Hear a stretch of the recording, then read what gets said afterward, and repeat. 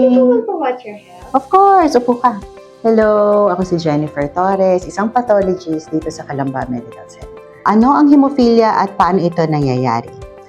Ang hemophilia kasi, it's a bleeding disorder kung saan hirap or mabagal ang pagtigil o pag-ampat ng dugo. Ito ay dahil mahina or kulang yung mga clotting factors. Yung clotting factors na ito ang responsable para mapaampat ang pagdurugo. Ano ang kadalasang sintomas?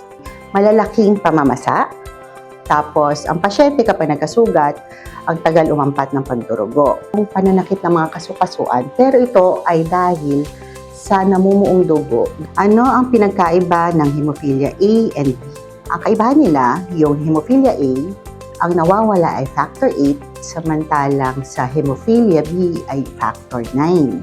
Ngunit ang sintomas nila, ang presentation nila ay pareho.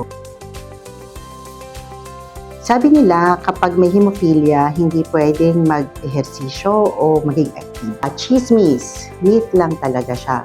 Pwedeng mag-ehersisyo, mag-engage sa activities ang pasyente ng hemophilia.